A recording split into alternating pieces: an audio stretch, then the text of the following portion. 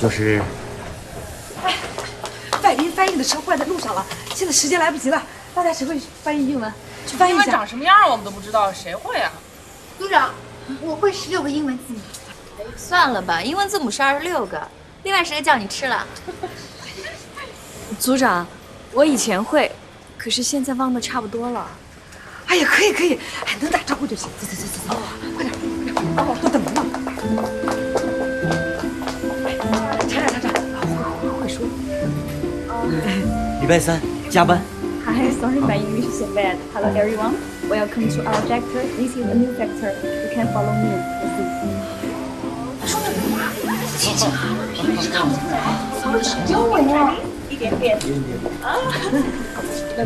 This one. 这个是我们新的技术，你看看这个，它就可以做完这个，1星期就好。好，可以看这边。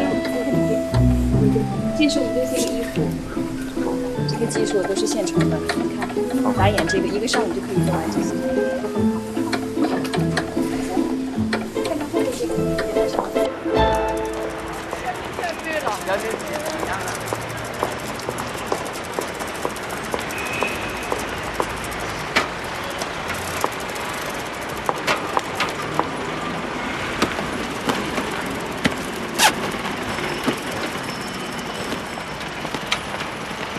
钥匙。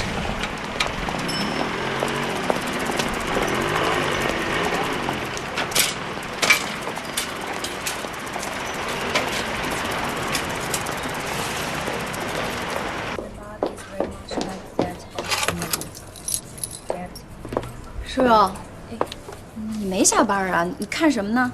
哦，我看会儿英语。哦，怪不得你都是利用下班后的时间学习英语的。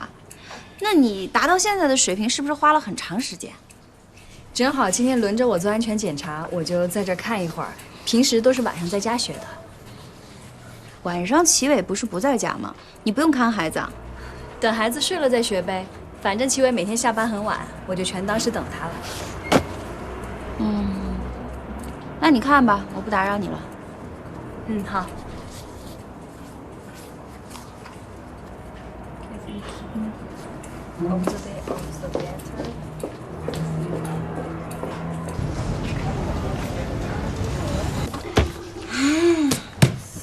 New edition， 找到你了。儿子，走了，不要去什么看那个月全食嘛，是吧？来，走。新梅，你这是刚吃完饭就在这儿翻，赶紧带儿子出去玩玩去。新梅，哎呀，烦死了！就知道玩儿，近朱者赤，近墨者黑。我就是被你带的这么不求上进的。你知不知道你妹多能装啊？哎呀，每回下班之后，她还玩命的学英文呢。我也要把英文捡起来。她肯定是齐伟鼓励的结果。齐伟，我没见齐伟用洋文在那儿管我听吧。You are hopeless。啥意思？你们说？不知道。意思就是你太让人失望了。咱们出去。小勇，这，齐伟，走。好好玩啊！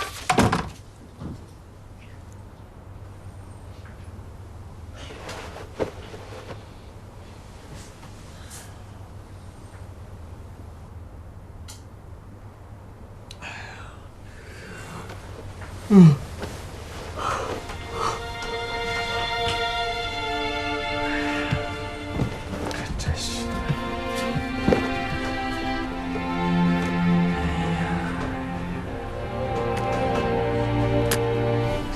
何苦呢？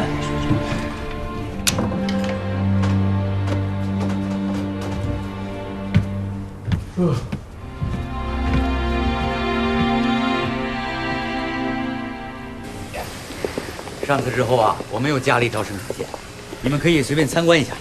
OK。哎，连好。哎，厂长，那个，去给我叫一下刘叔叔。哦，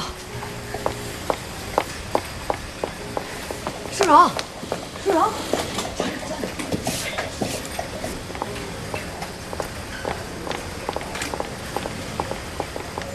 哎，牛叔，厂长，那个厂里对你的救场表现非常满意，决定让你全程参加外商活动。真的吗？嗯，我一定不会辜负厂长的委派的。舒荣，你真给咱们车间争脸。舒荣，我们以你为荣。对呀、以你为荣。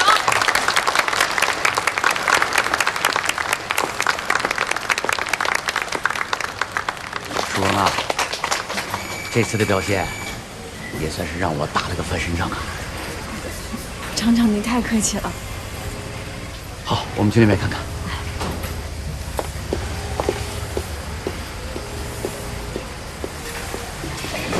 新梅，你眼睛看直了吧？不过她那条红裙子啊，还真好看哦。衬她这脸色，这腰身，没话说。我要是有那么一件红裙子，那就好了。我要是有这么条红裙子啊，就留着给我女儿结婚的时候穿。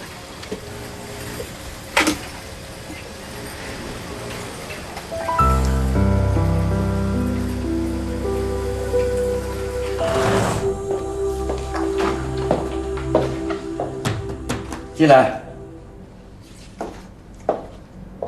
厂长，我有一个新的想法，想跟您汇报。别，托你的福，我就是一厂长。而且你有想法，不都是直接向上级汇报，再让他们给我下指令吗？厂长，您是负责新产品设计和开发的领导，我的这个想法必须跟您汇报。这听着倒挺新鲜的。你想开发什么？红裙子，就是外商穿的那种。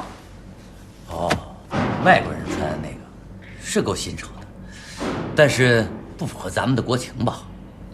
厂长，现在没有人穿，不代表大家不想穿。没有人穿，也许是因为买不到呢。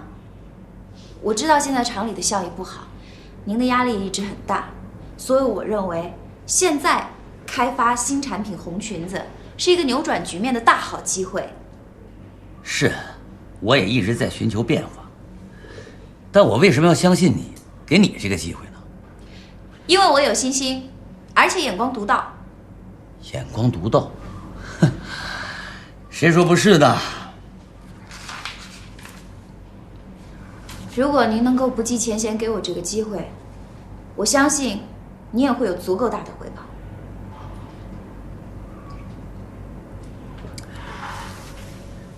要不这样吧，我给你指定一个合伙人，如果你能顺利与这个人谈拢合作意向，那么我就给你这个机会。好，和谁？刘淑荣。我觉得我话还没说完呢，而且你还要写个书面材料，说明你想与牛淑荣合作开发这个红裙子的市场。如果对方不同意与你合作，那你将因报复得不到施展而自动辞职。不是厂长，我这个想法是为了厂里好，您这样刁难我也太过分了吧？过分吗？好，那你就当这个事儿没发生。赵新梅，现在知道了吧？任何事情都要付出相应的代价。好，我答应您的条件。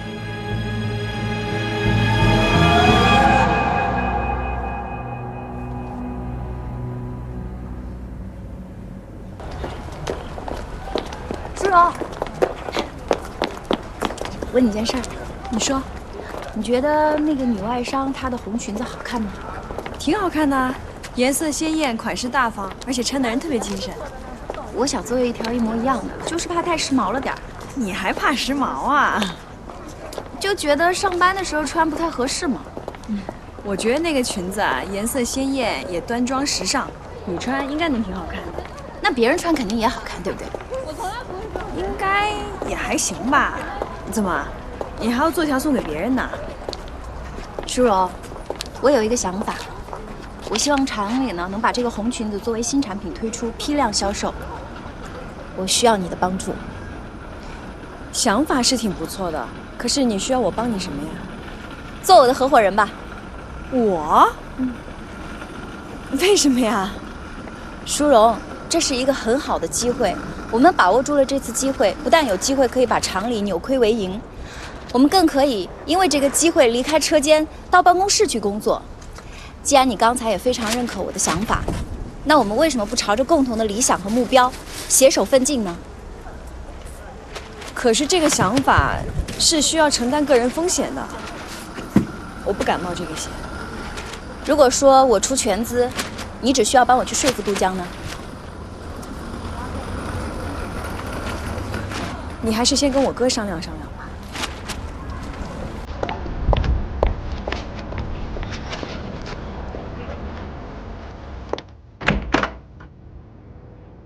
陈果，我回来了。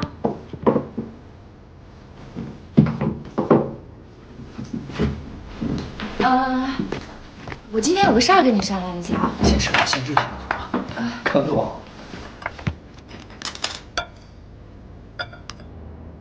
哎，怎么就这么几个肉丸子啊？我跟你说，就这几个丸子，还是给儿子留着。咱们俩别吃了，这个委屈谁啊？不能委屈孩子。厂里啊，最近效益不是很好，勉强才能发工资。还有你看，文峰的学费、各种补习班的费用，这都是钱。回头啊，你还得填补一点啊。哎，对了，你要跟我说什么事儿？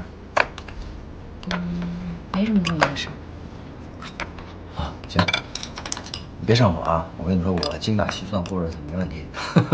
我把这丸子给儿子送去了，看书呢。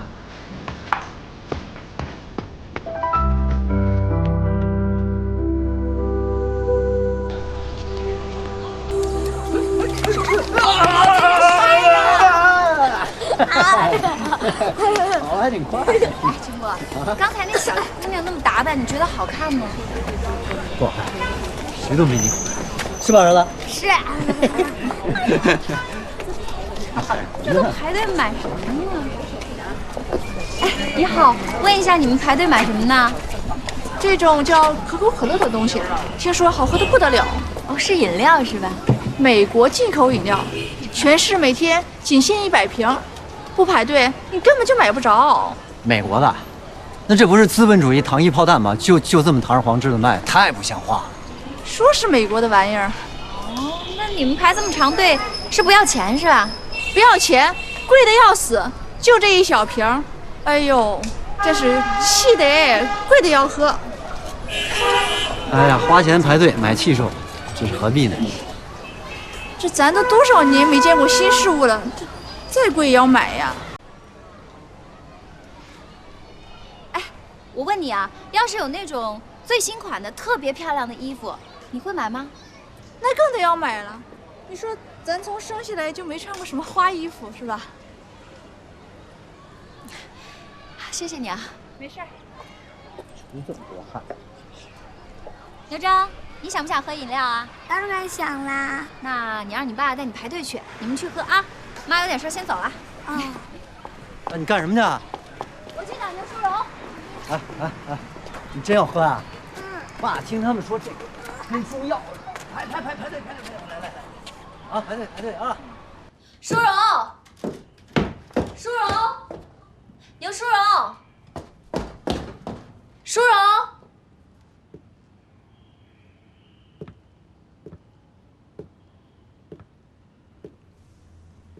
他不在，有事吗？齐伟，现在有一个绝好的机会，我们抓住这次机会，将会改变我们的生活。你知道吗？现在外面的世界正发生着翻天覆地的变化，以前我们想都不敢想的东西，正开始流行起来了。就在刚才，我跟成国在公园逛的时候，就看到有一大堆人排队，在买一种叫做可口可乐的来自美国的饮料。虽然说它价格贵得离谱，但是大家还是愿意买。为什么？就是因为我们需要新鲜元素，人们有这样的需求，社会市场就会适应这样的需求。所以说，吃的、用的、穿的，还有我们的观念，都会发生前所未有的改变。你到底想说什么呀？我想说，我生产红裙子的计划一定是对的，不光是红裙子，还要有红衬衣、红裤子、红外套。我们要做红色系列。齐伟，牛淑荣她不愿意跟我合作，我希望你能够劝劝她。要是错失了这样的一个机会，我们都会后悔莫及的。好啊，我来帮你劝他。我会转告他，新梅说的话，你连一个标点符号都不要相信。他这个人，总是觉得全世界都应该围着他转，最喜欢痴心妄想。你可千万不要再跟他搅在一起了。你说我喜欢痴心妄想啊？但你不觉得吗？每次我痴心妄想想要得到的东西，最后都能得到。我就想告诉你，我生产红色系列的计划一定会成功的，销量也一定会很好。到那个时候，我跟牛淑荣都会成为厂里的风云人物的。我不问你为什么非要跟他一起来合伙，我不想知道原因。我想说的是，其实我知道，确实，这些年来你隐忍、收敛了很多。但是其实你一点儿都没变，你的野心一直都在，关键时刻，它还是会跳出来伤人的。我想知道的是，这一次，你打算伤谁呀？是他，还是我？你要非把我的雄心壮志说成是野心也可以，我就是有野心的。你不帮我没有关系，你也知道我的脾气。我赵新梅认准的事情还没有办不到的。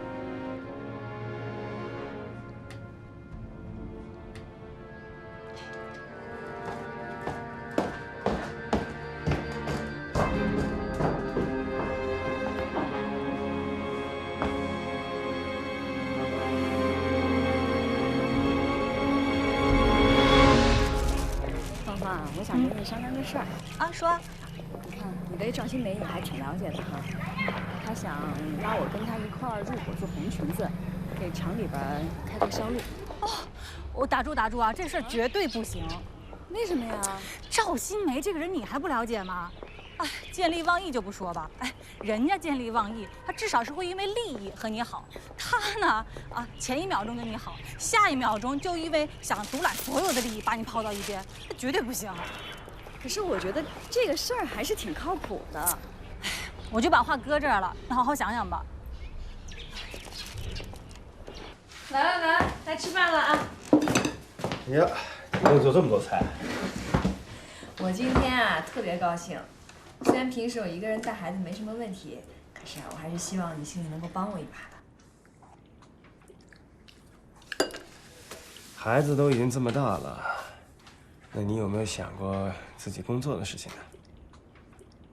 我当然有想过啊，所以这么多年也没有把英文放下嘛。你为什么不跟他合作呀？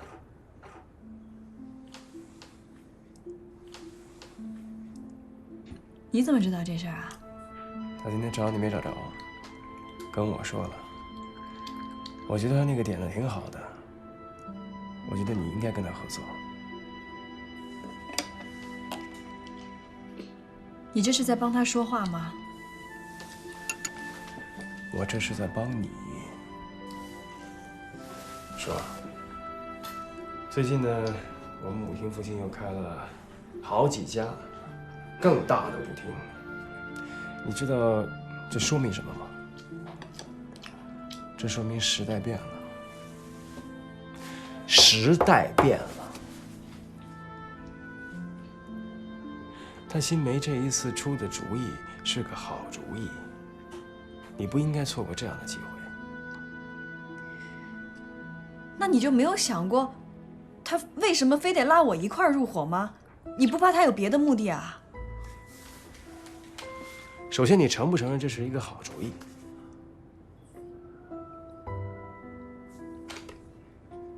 其次，你管他干什么？他是什么人，你我心里都清楚。主意又是一个好主意，那就先合作再说了。防着点他，咱先把这事儿干起来。先干起来比什么都重要。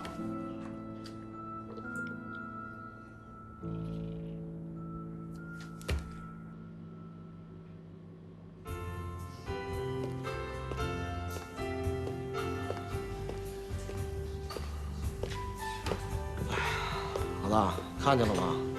对面舞厅一开，好看的姑娘全跑那儿去了，是不是影响咱生意啊？你说什么样的女人才最有魅力呢？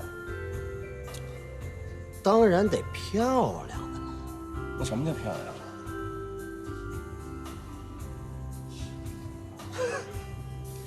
咱们不说那抽象的概念啊，除了漂亮，性格呢？你对性格有要求吗？你觉得是听话的、懂事的、贤惠的，还是喜欢有想法的？有自己想法的不行，咱管不住。再说那也不是过日子的人。董芳是过日子的人。老大，这你就不了解了。我还真得跟你说说，董芳虽说是嘴贱，他那是刀子嘴豆腐心。你只要让他嘴上占了优势啊，家里外边给你训斥的好着呢，妥妥的。哼，看不出来啊，你小子预期有数啊。咱遇不了啊，我也就是训训我媳妇儿。但您这精神世界里的事儿，我着实是整不明白。整明白了也没用啊。有用。两口子过日子，两个人呐，大眼瞪小眼儿一辈子。你就是娶个天仙，没几年就反了，一样没用。咱就说自个儿家老婆，他得有想法，他得是个有意思的人才好。有意思这一点很重要，你不知道他下一秒在想什么。哎，你这个日子吧，就能过得特别有滋有味儿。我听明白了，你知道你这叫什么吗？积案贱。对，我这就是叫贱。你这个不光是贱，我还是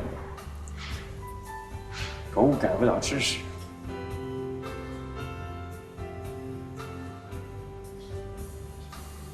哎，不会吧？啊，老大，你不会说了半天这人是赵新梅吧？齐伟，你说的要是赵新梅，我跟你说，你真是贱到家了。你忘了当初他是怎么对你的了？你可真行，老大，我跟你说了，赵新梅有脑子，你玩不过她。你控制不住，给你摆沟里去，你知不知道？他阴着呢。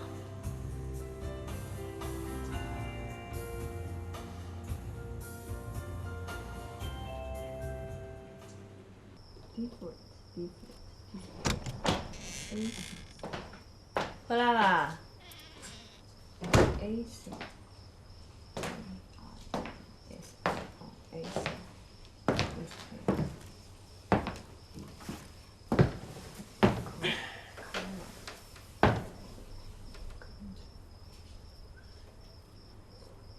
今天怎么这么早就下班了？生意不好，就提前关门了。还没吃饭吧？那给你做点吃的去。不用，不饿。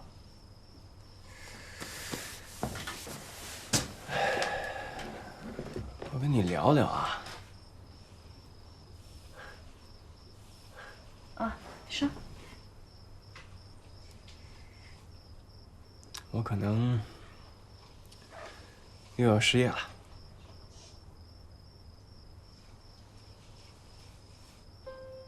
没事儿，再找一个工作不就完了吗？再找一个工作，哪那么容易啊？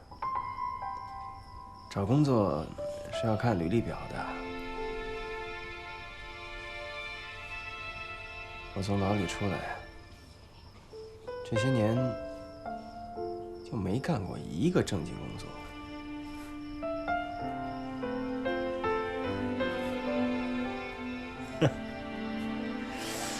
我的履历表实在是不够光彩啊！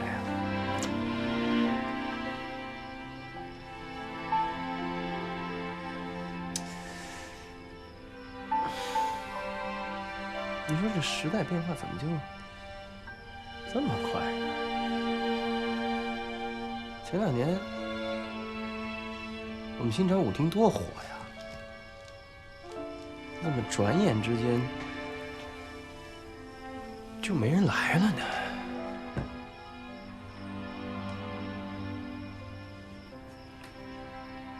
可怜的是盛楠，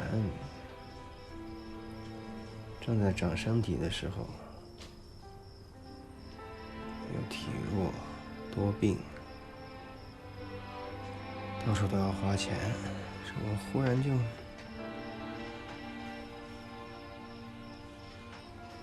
挣不了钱了。你说这，你说这些干什么呀？你不是跟我说了吗？跟赵新梅合作就能赚大钱，我跟她合作不就完了？这不是跟他合作不合作的问题，那难道你出去挣钱，然后我在家里这个缝缝补补、洗衣做饭、带孩子啊？那算怎么回事啊？那显得我多没用啊！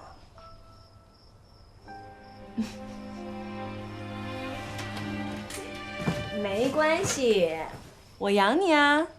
哈，你，我养你。养我啊？嗯。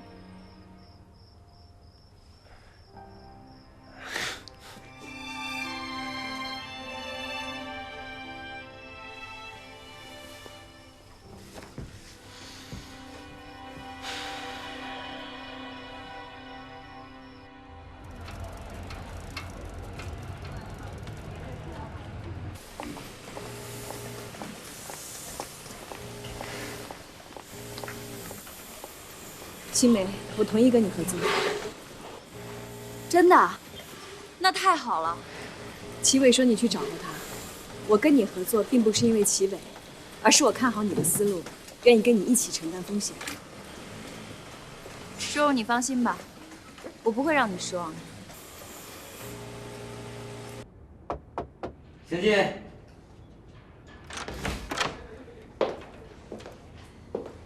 厂长。哦，淑荣来了，有什么事儿吗？关于赵新梅说的红裙子的事儿，我想好了，我想要跟她一块儿合作。淑荣，她可是曾害得你。正因为这样，才要跟她合作，让她补偿我呀。问你什么意思？杜厂长，我觉得赵新梅的想法还是很可观的。我们除了要做红裙子之外，还要做红裤子、红衬衫、红外套，做一个红色的系列。不仅要做到样式新颖，还要兼顾到所有人的需求，前景非常可观。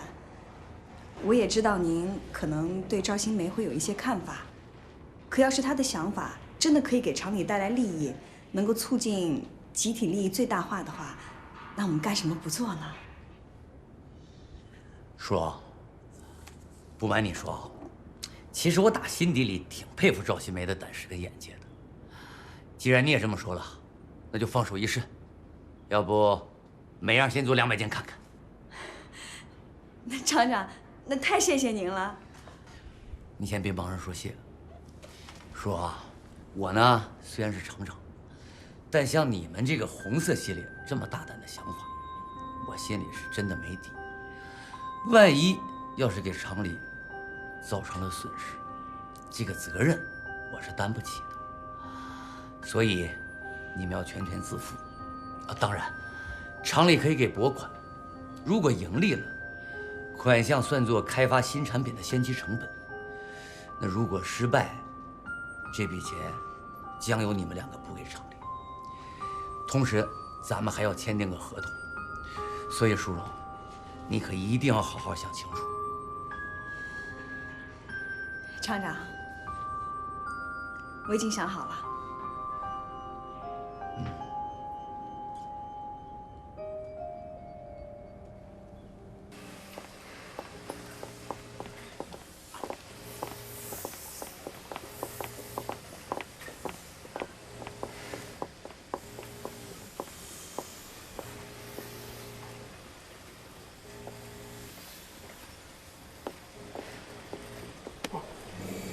赵新梅这几天老是请假，论人在单位也不干活，这垃圾的工作还不都得我们干呀？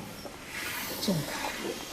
就是，而且他跟牛叔好像和好了，两个人经常在一块，不知道搞什么鬼啊！哎，活干完了吗？没事有闲心在这说闲话呢，赶紧做。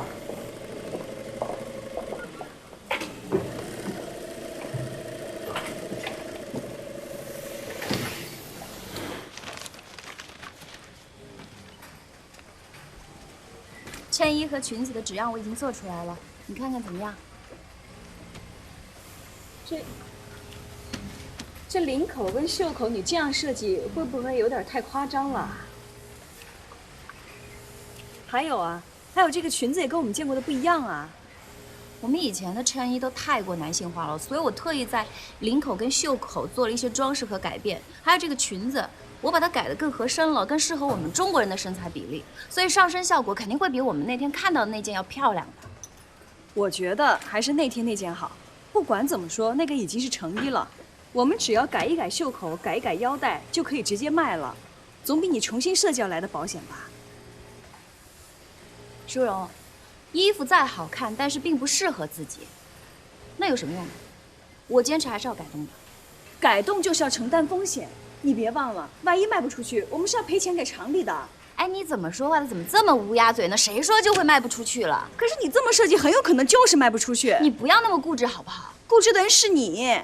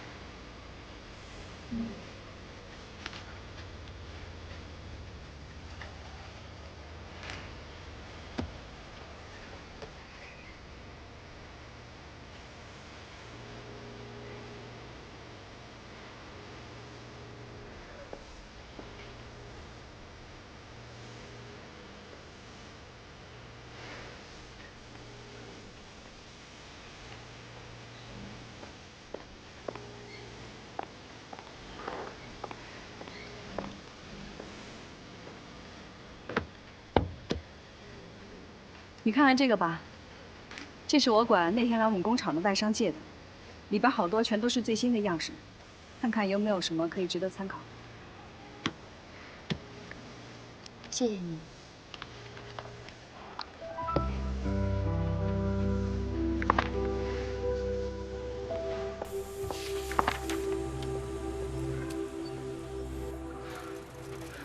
宁正，爸爸。大爷，不好意思，没关系，没关系，没关系。走吧，啊，走了啊，大爷啊，哎。大舅。盛楠，怎么你爸妈也来晚了啊？哦，可不光是今天一天喽，这姑娘是我们传达室的常客了，可从来没见过她爸爸来接过她。她妈妈单位也远，可委屈了这孩子哦。那行，走，盛楠，跟大舅一起走吧，啊，来吧。那行，大爷，这俩孩子我一起都接回去了啊，走吧，走嘞，啊。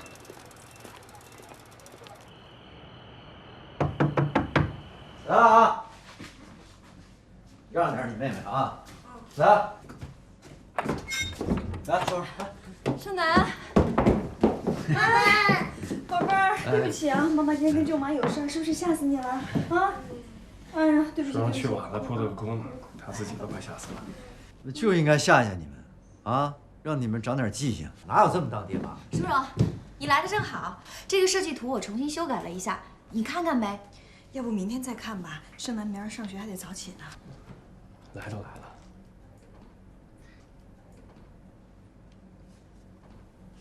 来，盛楠，看看吧。来，跟你哥玩玩。来，过来。明儿过来，坐。我给你拿。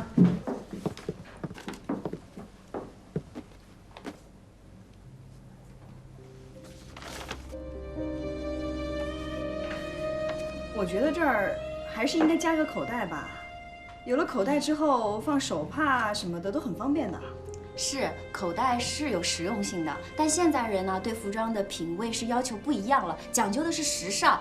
其实口袋完全可以不要的，你想，口袋的实用性，你用手拎包啊、挎包都可以解决这些问题的。能做减法就不要做加法，这样更好。还有这儿，你看啊。就是应该加一个腰带，一来可以修身，二来消费者肯定会觉得他买一条裙子还送一个腰带，很经济实惠的，真的。是，舒荣，你说的很有道理。有个腰带呢，是好像会让大家觉得划算，但实际上你看我这个衣服设计就是修身剪裁，腰线的部分已经出来了。那还是我说的那句话，能不要的一些配饰就不要，这样不是更好吗？舒荣，我觉得新梅是对的。反正我是觉得原版的会好一些。你看原版最起码那个衬衫领看上去很大方，你把它改成 V 字领，有点太不含蓄了，你不觉得吗？那这样吧，舒荣，反正现在是设计图，我们不如把样品做出来，我们看这个衣服的实际效果，再讨论。那也行。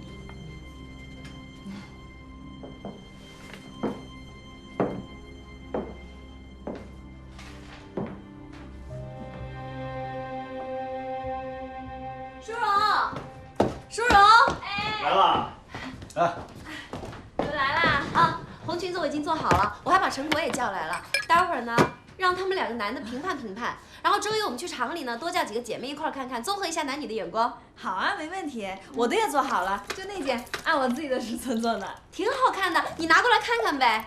我先看看你的，哎，你这个镂空的花好看呀！你别互相看了，进去换上比比，我们俩评判一下就知道了。行，来。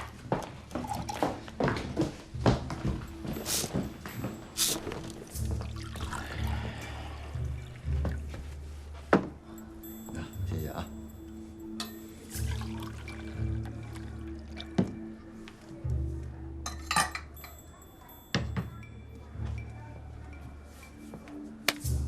哎，徐伟，你们那舞厅最近怎么样？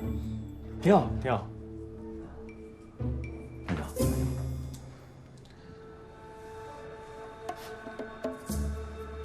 那你们厂子最近怎么样？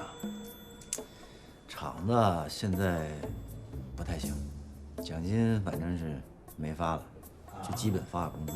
挺好，挺好，挺好，挺好。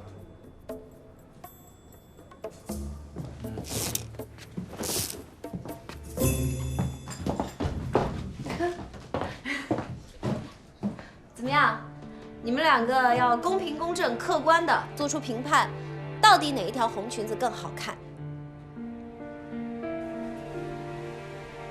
新梅，你这条裙子挺好看，你看这花抠的挺费劲的吧？抠的，好看。那个舒荣这个呢，这个也挺好看。你这个好看在哪儿呢？反正没有新梅这好看。齐伟，那你觉得呢？哪个好看？我觉得你这个不错，挺好看的。新梅这个更好看。你看我说吧，这个好看，对，是吧？哎，舒荣，那你自己觉得呢？说实话啊，你的确实比我的要好看。而且一看啊，那做工上面就下了很大功夫的。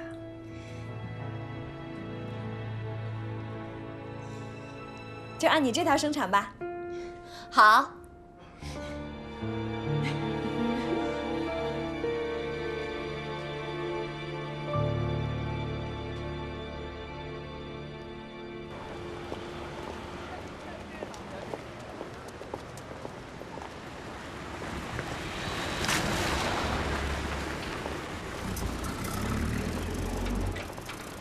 哎，叔叔。厂长。哎。叔叔。哎，真乖。哦，对了，这个红裙子的事情进展得怎么样？几个款式的设计草图已经出来了，新梅去买布料，今天就能开工了。太好了，这商场采购部的人下周就来厂里进货了，时间很紧张啊。要不这样，你今天就别去厂里上班，待会儿我回去给你补上义工外出的假条，先全力忙这件事情。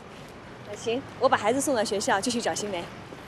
好，再见。再见。哎。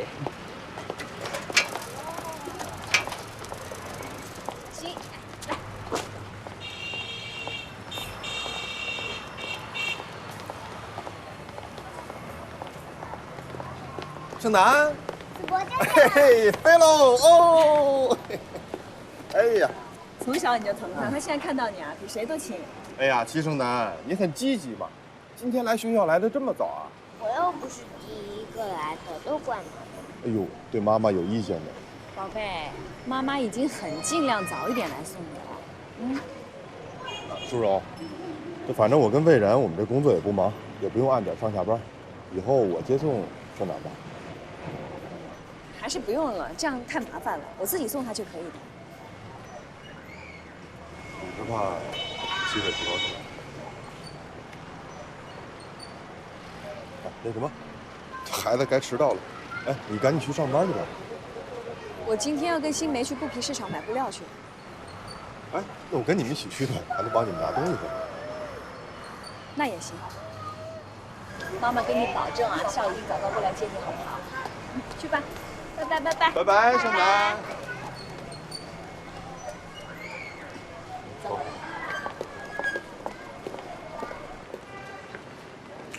新梅，哎，你怎么来了呀？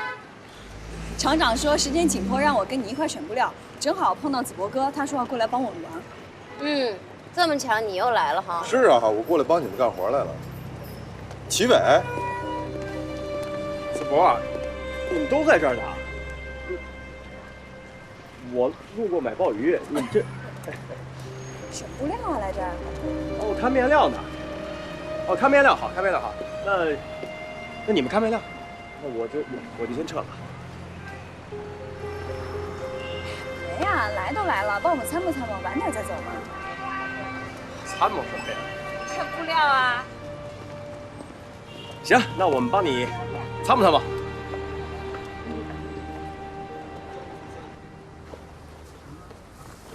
新梅，新梅，你来看看，我觉得这块料子颜色不错啊，挺正的。颜色倒是挺好的，就这个花色太花了。哎，你看我刚刚看中这匹，花色多好啊，多大方啊，做连衣裙啊，然后做衬衣啊，都挺合适的。确实不错哈。嗯，老板，这块料子多少钱啊9块8一米，这么贵啊？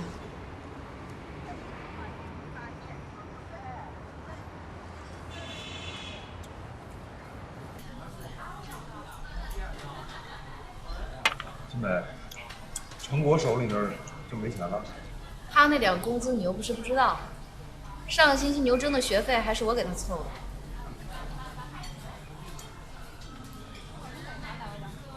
今天看那个面料确实是挺合适的，可是杜江给的那些钱啊，买面料都不够，更别说做几百件成衣了。你要说别的事儿吧，我可能还能帮得上忙，但是钱的事儿，我跟魏然这儿也是惨淡经营，真是心有余而力不足。要不你把存款拿出来，够不够？那钱不能动，你又不是不知道，盛楠他3天2头生病，钱得给他留着。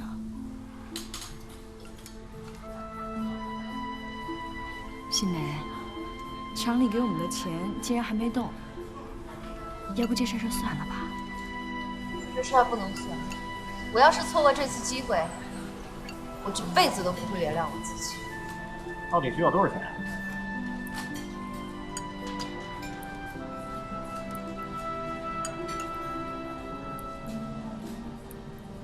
朱荣，这可不是新梅一个人的事儿，这也是你的事儿，你可得多伤心。别的事儿都好说，可是钱我是真的没办法呀。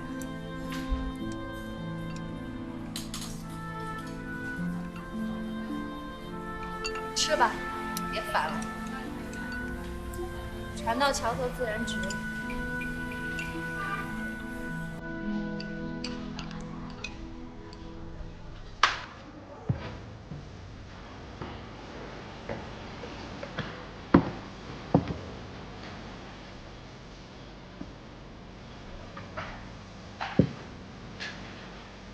这买卖要一直就这样，你打算怎么办？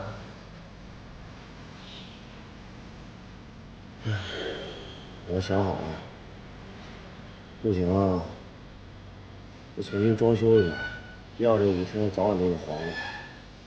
哎，我求你个事儿呗。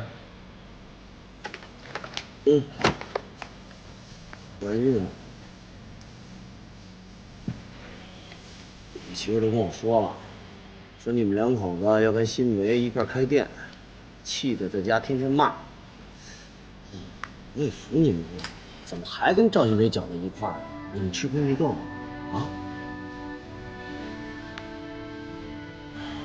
行了，这钱你拿走啊，你别告诉我媳妇啊。那不能，我哪敢跟董芳说呀？哎呦，还得问我。这你拿这钱到底是帮牛啊，还是帮赵？啊？你就当是帮我。不是，哎。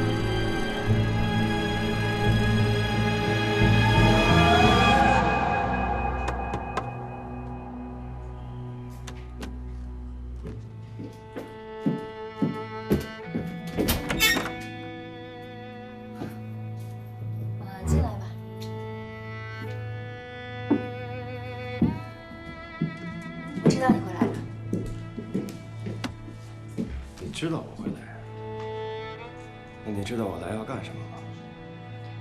如果我没猜错的话，你应该是帮我借到那笔钱。你已经把我看透了。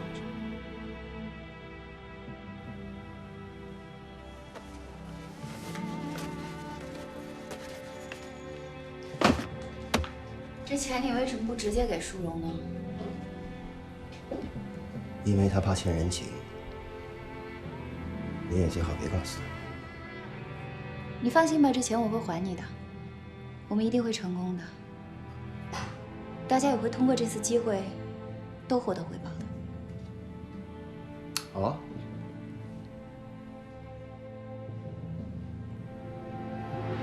那我走了。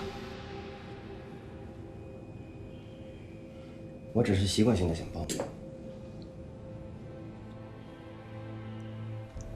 你忙吗？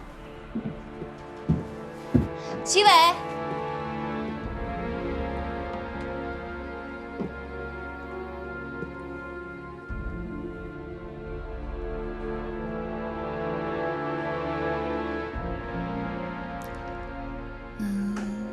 谢谢你啊。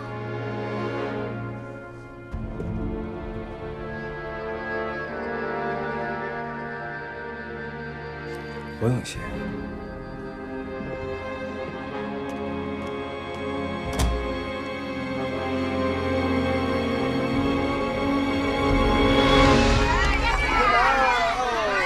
这上学乖不乖啊？哟，我哪看谁来了？等急了吧？谁呀？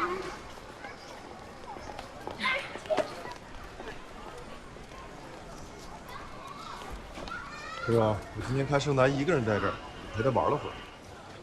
真是谢谢你啊！瞅我老客气什么？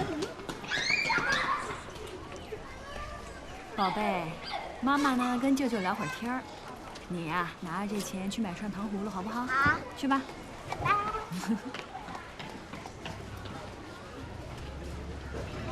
子博哥，你也该找个对象了，这样还能有人照顾你。你帮我照顾盛楠，我就更不好意思。你看，我是喜欢盛楠，跟你没关系，别瞎想。叔叔，我有个事儿想提醒你。你现在跟新梅合作，没必要扯上齐伟，我担心这事儿会给你自己找麻烦。你想哪儿去了？齐伟跟新梅那都是过去的事儿。再说齐伟现在也只是给我们提提意见，不会有事的，你放心吧。我今天怎么了？我今天看见齐，看见什么呀？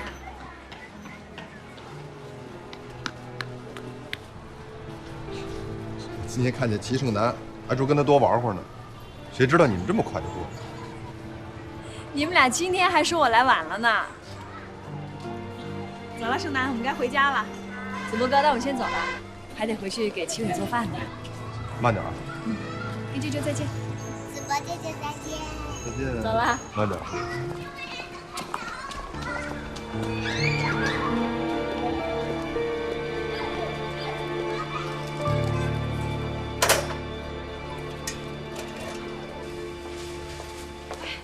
来吧。哎呀，最后30件。哎呀，多亏赵新梅的钱给的及时，不然啊，我都没办法去会计那儿报账，就拿不到红线了。还好没耽误事儿。这件好。新梅，这一大笔钱你从哪儿弄过来的？哎，找朋友借的。朋友借的？嗯。哪个朋友有这么多钱还肯借给别人呀？你哥的朋友啊？我哥还有这样的朋友？新梅、淑荣，厂长让你们去他办公室。哦。你看看我们这个面料，非常好。这次去做工相当不错。厂长。哎，我给你们介绍一下，赵新梅、牛淑荣。这4位呢是咱们这片4大商场的销售部主任，这2位就是我们厂里这次这个红色系列的负责人。那你们有什么问题可以直接沟通一下。要说问题嘛，这款红色系列质量倒是没什么问题，面料啊款式也都不错，但是问题就出现在这颜色上了。哎，这颜色太鲜艳了，我们怕卖不动啊。是。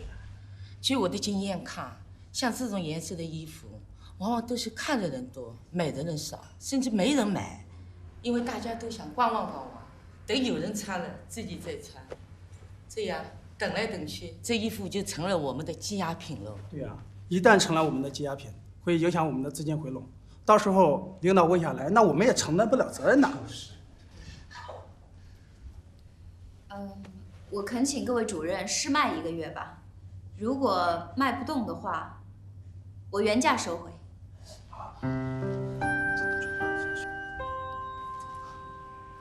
既然你这么说的话，好吧。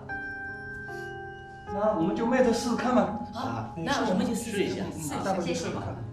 好，那杜厂长，那我们就告辞了。好，走了。好，谢谢。不错。再见。慢走。行啊。好，回见。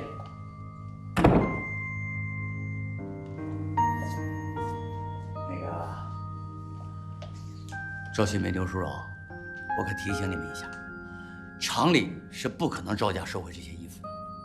你们也知道，如果无法给厂里创造效益，那此前投入的先期成本，你们是要交回来的。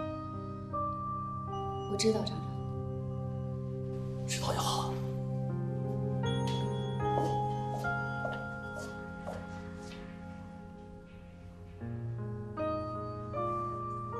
你怎么能跟他许下这样的承诺呢？这不是死路一条吗？新梅，只能置之死地而后生了。我们没有退路，必须想出促销的办法。舒柔，刚才不是有个主任说了吗？大家不敢买红色系列的主要原因是因为它的颜色。消费者呢，只会采取观望的态度，只要看到有别人穿了，才会买。我们要不要？你是说自己穿的？嗯，明天就穿。早啊早啊穿成这样呀？早就来了。你快看，看那红裙子多好看呀！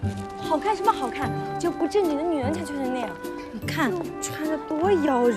就是，我早就发现赵新梅不是什么好女人，现在总算是表现出来了吧？穿成这样也太不要脸了。对呀。你看呀，赵新梅穿的呀，真是。舒柔，你来啦！舒柔，舒柔，你怎么也穿成这个样子啊？有伤风化。组长，那你说这衣服好不好看？好看是好看，不能穿。怎么就不能穿了？这裙子本来就是我们自己做的呀！你看看，看看这个面料，这款式，这做工，怎么就不能穿了？这个颜色，这颜色太艳了。是啊，我就觉得啊，这个颜色挺好的，只有这个红色才会显得皮肤白呀。也是挺白的。你们想想看啊，那天来那个女外商穿这样的裙子，我们都说好看，怎么到了咱们自己身上，穿了就成有伤风化？说的也是啊。组长，要我说，你穿这样的红裙子啊，肯定比我穿好看。我？对呀，我能穿吗？怎么就不能穿了？我给你挑件最好看的，走，我们去试试。走，去试试。走，这挺好，走。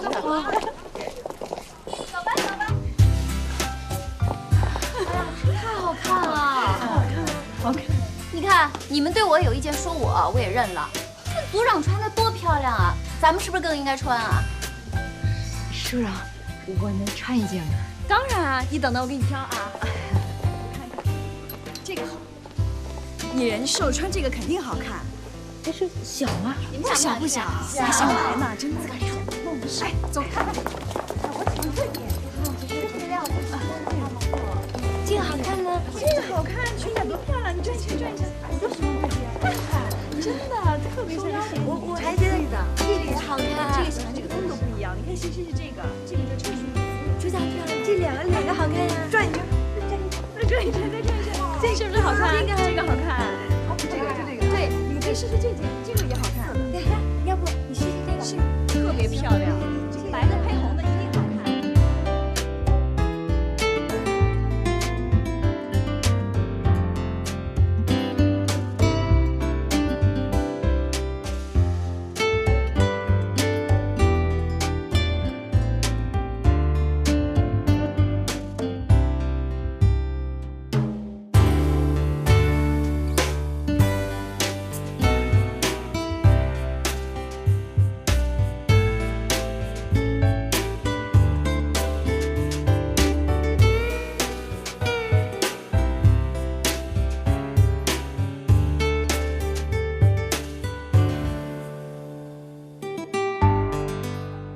赵新梅、刘叔叔，这是咱们红色系列的新订单，看看。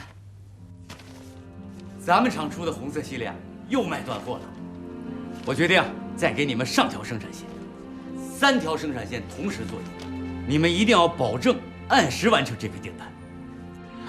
现在这个红色系列啊，已经是风潮，就连劳模在演讲会上都穿咱们厂的红裙子。哎，咱们这个亏损多年的服装厂，由此扭亏为盈了。谢谢你们，你们成功了。我再次代表厂里，谢谢你们。厂长，您放心，我们保证完成任务。好，去准备吧。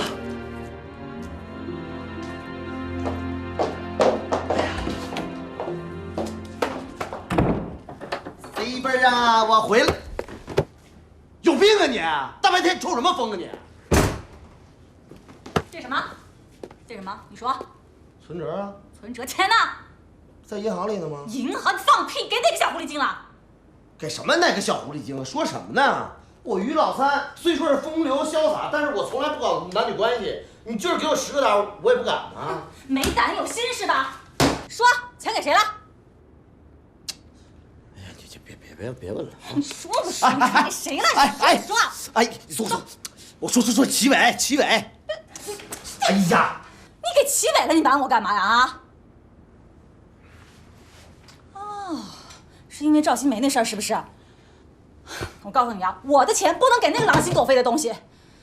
不行，我要告诉牛初荣去。哎，你快坐这儿啊！你能不能别添乱了，行不行？人家的事你少管。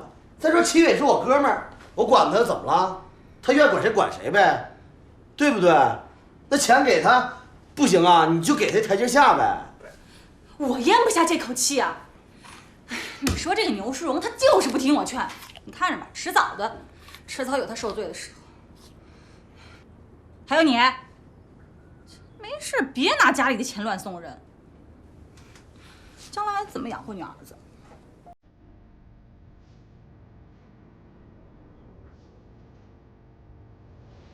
啥意思？有了？可能吧，但是还是得去检查检查。哎呀，媳妇儿，来，快去！哎呀，媳妇儿，别生气，啊，行，以后不乱借他钱啊，他肯定能还回来，放心啊。哎呦，大哥，你找我到底什么事儿啊？啊，医生不想做那半天了。啊？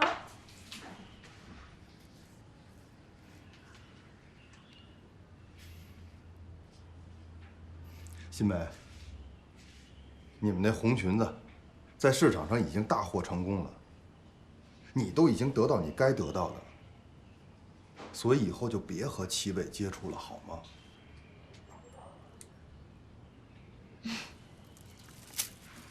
哥，你说这话的时候怎么不扪心自问一下，为什么这么多年来你还和牛淑荣一直保持着密切的往来呀？我和你那不一样，就不一样了。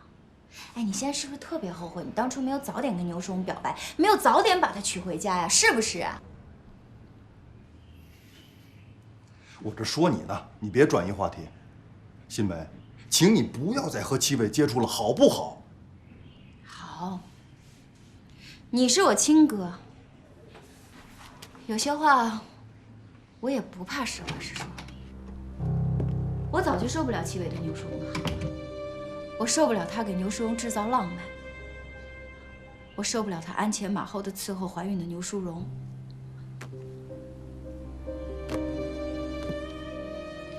我看到他左手牵着牛淑荣，右手揽着齐胜男，我就受不了。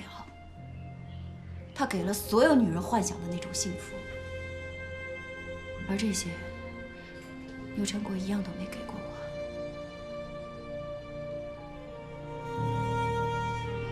老实说，我后悔了。我觉得我当初选错人了。可是那有什么办法呢？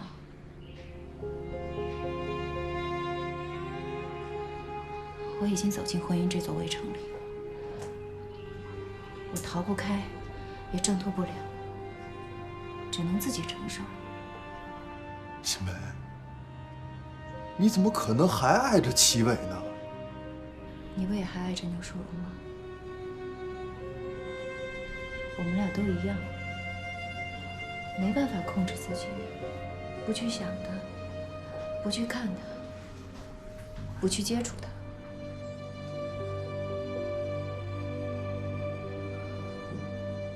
我以为这个世界上你是最理解我的人。